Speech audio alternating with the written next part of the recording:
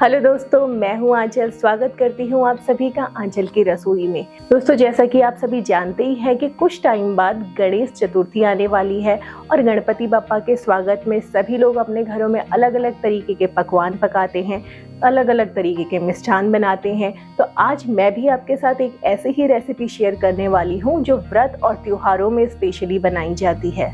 और ये रेसिपी हिंदू धर्म के एक बहुत ही रिच कल्चर को शो करती है। इस रेसिपी का नाम है पंचखाद्य। पंचखाद्य संस्कृत के शब्द पंच खाद्य से मिलकर बना हुआ है। पंच मतलब 5 और खाद्य मतलब खाने योग्य चीजें। तो ये जो रेसिपी है इसमें 5 तरीके के इंग्रेडिएंट्स का यूज होता है और महाराष्ट्र में स्पेशली कहा जाता है कि ये जो 5 इंग्रेडिएंट्स हैं ये ख अक्षर से शुरू होते हैं।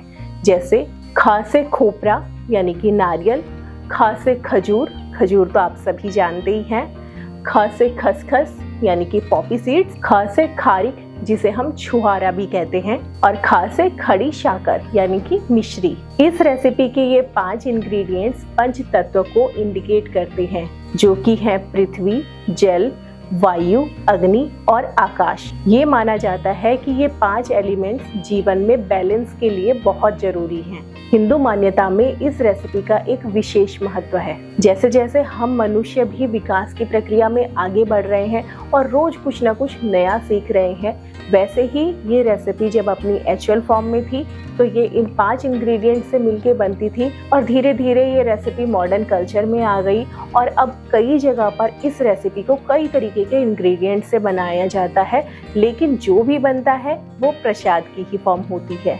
तो ये हो गई इस रेसिपी की पूरी हिस्ट्री। अब बिना देरी करते हुए बढ़ते हैं रेसिपी की तरफ। पंचखाद्य बनाने के लिए हमें चाहिए एक सूखा नारियल, लगभग आधा कटोरी खसखस, 10 से 12 छुहारा, 10 से 12 खजूर और मिश्री। तो ये यहाँ पे मैंने सूखा नारियल लिया हुआ है और इस रेसिपी के लिए सूखा नारियल ही यूज़ होता है और मैं थोड़ा ज़्यादा क्वांटिटी में बना रही हूँ तो मैंने यहाँ पे बड़ा नारियल लिया है। तो इसे मैं अभी साइड में कर देती हूँ। यहाँ पे मैं रख लूँगी एक बड़ा बर्तन और ये मैंने ले लिया है कद्दूकस और ये मीडियम साइज़ के इसमें स्लाइस होंगे। तो मैं इस नारियल को इसमें कद्दूकस कर लेती हूँ। पहले हम इसे कट कर लेते हैं। थोड़ा सा हार्ड होता है कट करने में तो सावधानी से इसे काटना है। ये देखिए अंदर से एकदम ठीक है, कोई फंगस नहीं लगी है। तो फटाफट से इसे कद्दूकस कर लेते हैं। इसे हम साइड कर देते हैं। इसी तरह हमें छुहारे भी कट करने हैं। ये थोड़ा सा हार्ड होते हैं लेकिन बहुत ज़्यादा नहीं। तो मैं यहाँ पे चाकू से ही इसे कट कर दूंगी और इसके अंदर ये जो बीज होते हैं इन्हें हम साइड कर देंगे। तो सारे छुहारे मैंने इसी तरीके से कट करके रख लिए हैं। इसी तरीके से हम खजूर की गुठलियाँ निकाल के भी अलग कर लेंगे।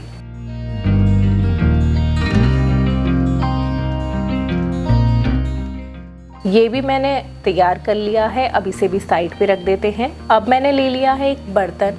इस बर्तन को हम इंडक्शन पे रखेंगे और जो हमने नारियल कद्दूकस करके रखा हुआ है उसे मैं पूरा डाल देती हूँ इस बर्तन में, क्योंकि हमें इसे ड्राई रोस्ट करना है। इसे हम बिना घी के ही भून रहे हैं क्योंकि नारियल में पहले से ही ऑयल रहता है। इसे हम धीमी आंच पे ही ड्राई रोस्ट करेंगे क्योंकि आंच जरा सी भी तेज होगी तो ये जल जाएगा। ये देखिए इसका कलर बिल्कुल ही चेंज हो चुका है, हल्का हल्का ब्राउनिश इसका कलर हो गया है।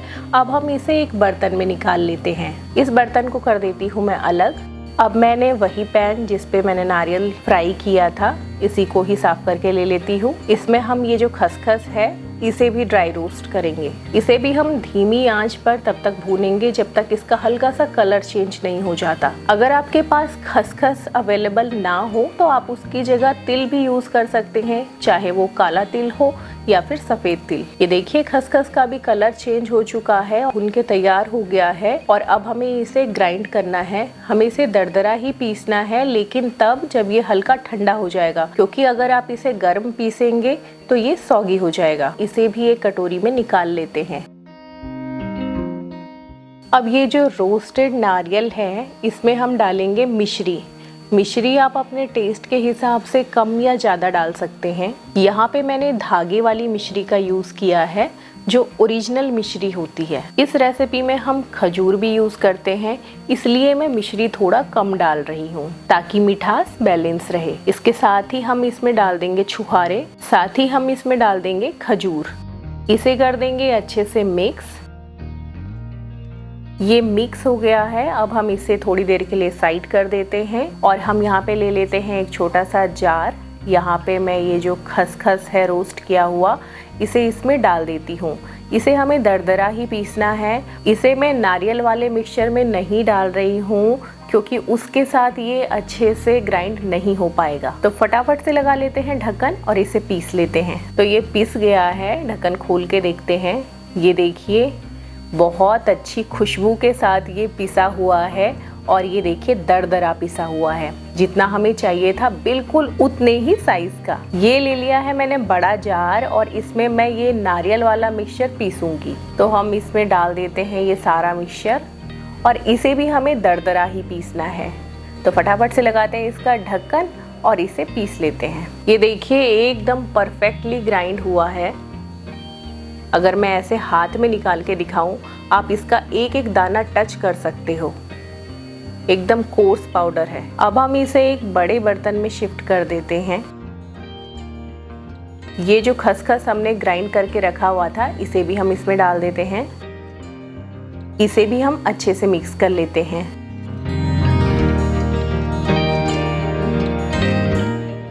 ऑथेंटिकली ये रेसिपी 5 इंग्रेडिएंट से ही मिलके बनती है, लेकिन आप चाहें तो अपनी चॉइस के हिसाब से इसमें ड्राई फ्रूट्स ऐड कर सकते हैं। मैं इसमें थोड़ा सा किशमिश मिक्स कर दूंगी और थोड़ा सा काजू। इसको भी हम अच्छे से मिक्स कर लेते हैं। ये रेसिपी चूरमा की तरह दिखती है, लेकिन चूरमा से काफ़ी अलग है और बहुत टेस्टी है। तो पंच खाद्य की रेसिपी बनकर हो गई है तैयार और ये बहुत ही आसान सी रेसिपी है। अगर इसके इंग्रेडिएंट्स पहले से ही रेडी करके रखे जाएं तो ये 5 या 7 मिनट में बनके तैयार हो जाएगी। क्योंकि ये रेसिपी खाने में भी बहुत हेल्दी होती है, तो अगर आप इसे अपने डेली खाने के लिए यूज़ करना चाहते हैं तो आप इसे अच्छी खासी क्वांटिटी में बनाकर फ्रिज में स्टोर कर सकते हैं। ये रेसिपी बच्चे खाएं या फिर बड़े खाएं, सबके लिए बहुत ही ज़्यादा लाभदायक है। इसमें जो हमने इंग्रेडिएंट्स ड्राई रोस्ट करके डाले हैं, उनकी इतनी अच्छी खुशबू आ रही है कि इसमें एडिशनल खुशबू की ज़रूरत ही नहीं है। तो आप भी अपने घर में बनाइए ये टेस्टी सा पंच खाद्य का प्रसाद और इस गणपति महोत्सव में आप बप्पा को इस प्रसाद को भोग लगाएं।